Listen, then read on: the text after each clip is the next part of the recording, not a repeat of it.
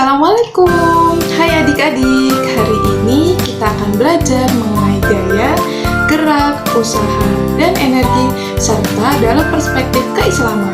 Dan di sini juga ada pengaplikasian dalam sehari-hari dan Ibu juga akan membahas tentang soal-soal gaya, energi, usaha. Oke, sudah siap semua? Oke, let's go. Anak-anak, tahu nggak sih di dalam kehidupan sehari-hari kita banyak melakukan gerak dan melakukan gaya seperti mengayuh sepeda ketika sekolah, memindahkan benda, dan menendang bola. Yang pertama, Ibu akan membahas apa sih itu gaya. Ada yang sudah tahu gaya?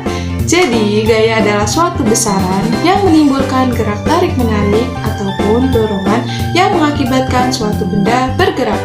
Gaya yang diberikan kepada suatu benda akan memiliki arah dan percepatan yang berbeda. Suatu benda dikatakan bergerak jika benda itu mengalami perubahan kedudukan terhadap titik acuan tertentu. Nah, dalam ilmu fisika sendiri, gaya merupakan interaksi apapun yang dapat menyebabkan sebuah benda dalam bentuk arah maupun konstruksi geometris. Berdasarkan cara kerjanya, gaya dapat dikelompokkan menjadi dua, yaitu gaya sentuh dan gaya tak sentuh. Beberapa jenis gaya yang umum dikenal adalah gaya gravitasi, gaya magnet, gaya listrik, gaya normal, gaya pegas, dan gaya gesek. Nah, selanjutnya Ibu akan menjelaskan gaya dalam perspektif Islam adalah konsep gaya tidak secara eksplisit dijelaskan seperti konsep gaya tarik gravitasi dalam surat Al-Hajj ayat 65 yang artinya, tidakkah engkau memperhatikan bahwa Allah mendudukkan bagimu manusia apa yang ada di bumi dan kapal-kapal yang berlayar di lautan dengan perintahnya, dan dia menahan benda-benda di langit agar tidak jatuh ke bumi melainkan dengan izinnya. Sesungguhnya Allah Maha Pengasih, lain lagi Maha Penyayang dalam manusia. Nah, di sini dalam penelitian tersebut dijelaskan bahwa konsep gaya tarik-menarik dalam gravitasi di Al-Quran dapat dijelaskan secara global yang mengandung makna bahwa benda-benda di alam semesta ini saling menarik satu sama lain. Nah, di sini Ibu akan menjelaskan gaya dalam kehidupan sehari-hari kita. Yang pertama ada mendorong meja, mengangkat buku, menarik pintu, ataupun berolahraga. Contoh soal gaya. Nah, perhatikan gambar berikut. Nah, ini Newtonnya semua ke arah ke kanan. Jadi, soalnya tentukan resultan gaya pada gambar tersebut. Karena resultannya ke arah kanan semua, jadi kita tulisnya ditambah F sama dengan F1 ditambah F2 sama dengan F1 berapa? 40 F2 nya berapa? 60. Nah, hasilnya 100 Newton. Karena hasilnya semua ke kanan, berarti kita tulis 100 Newton ke kanan.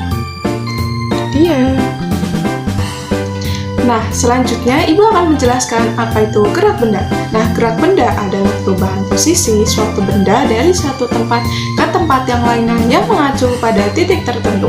Itu artinya, benda yang diam terhadap satu titik acuan tertentu dikatakan tidak bergerak. Gerak benda itu bermacam-macam. Hal itu didasari pada beberapa acuan, seperti bentuk lintasan, jenis kecepatan, dan acuan pengamatan. Adapun macam-macam gerak benda berdasarkan bentuk lintasan.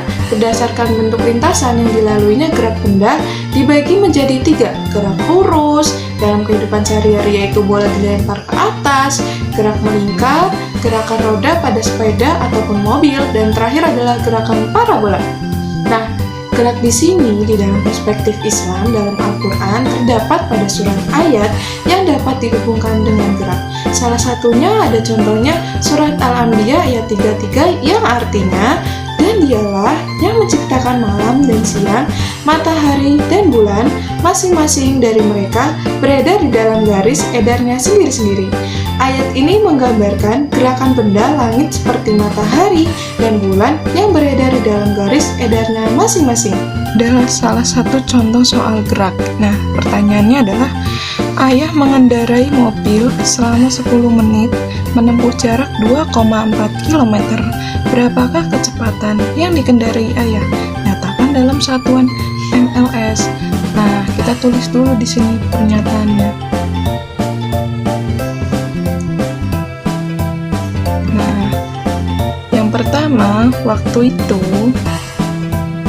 T sama dengan T, waktunya berapa? 10 menit. Nah, 10 menit di sini harus kita ubah dulu ke second, berarti 10 dikali 60, hasilnya 600 second. Lalu jarak itu S sama S-nya itu berapa? 2,4 km, artinya dikali 1000, hasilnya 2400. Nah, teman-teman udah tahu belum rumusnya? Nah, kasih rumusnya dulu ya. V sama dengan S-nya itu apa? Jarak dibagi T. Nah, hasilnya S-nya berapa tadi yang kita udah cari? S-nya 2400 dibagi T-nya tadi berapa? 600. Hasilnya berapa? Kan di sini ada nolnya 2, kita coret dulu. 24 dibagi 6, hasilnya 4 meter per second. Ini dia hasilnya. Oke, di sini Ibu akan menjelaskan konsep usaha dan energi. Nah, mereka berdua ini selalu berhubungan dengan konsep gaya, karena sejatinya gaya yang diterapkan dapat bekerja pada suatu objek dan menyebabkan perubahan energi. Nah, energi di sini didefinisikan sebagai kemampuan untuk melakukan pekerjaan. Nah, sedangkan definisi ilmiahnya tentang usaha berbeda dalam beberapa hal dari maknanya sehari-hari. Hal-hal tertentu yang kita anggap sebagai kerja keras seperti menulis ujian ataupun membawa beban berat di permukaan tanah tidak berfungsi sebagaimana didefinisikan oleh seorang ilmuwan. Nah, contoh usaha dalam kehidupan sehari-hari yaitu mendorong mobil, mendorong ember, mendorong meja, mendorong pintu, dan lain-lainnya.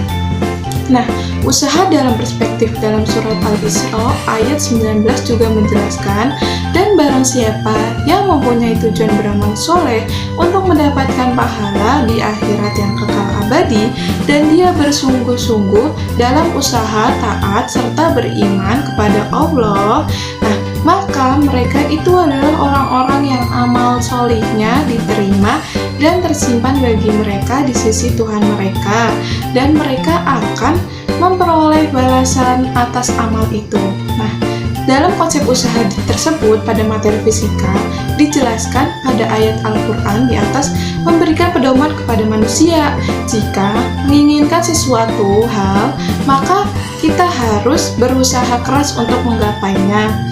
Hasil usaha berbanding lurus dengan gaya dan perpindahan yang ditempuh untuk melakukan suatu usaha.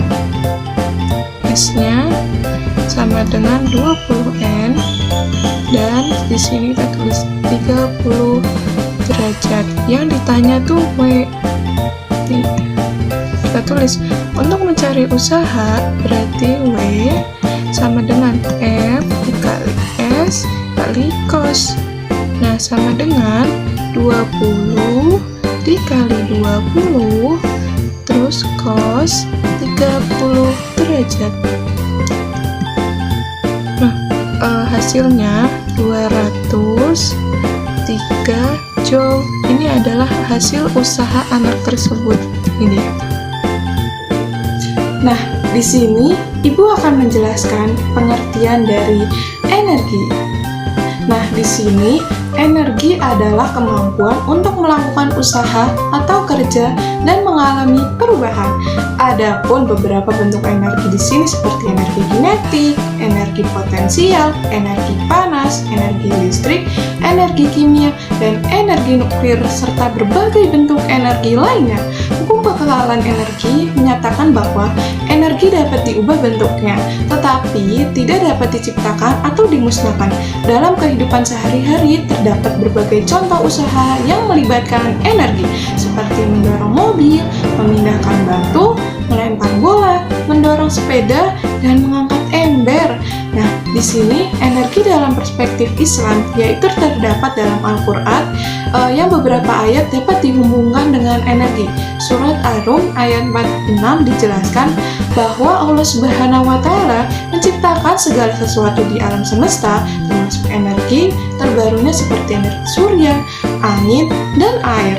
Nah, energi dalam kehidupan sehari-hari yaitu sumber energi matahari untuk menjemur pakaian, angin untuk membangkit listrik, perubahan energi dalam kehidupan sehari-hari, energi listrik menjadi energi panas, misalnya pada setrika energi bunyi dimanfaatkan untuk berbagai keperluan seperti mengukur kedalaman laut itu. Nah, jadi kita jawab langsung deh ya. Energi potensial atau AP, EP, plus M, terus kali G, terus kali H. Nah, M-nya itu berapa? M-nya itu 2, terus habis itu G-nya berapa? G-nya itu 10, dan H-nya adalah 20. Jadi kita kali semua hasilnya 400 Joule. Jangan lupa ditulis Joule ya. Oke. Thanks for watching.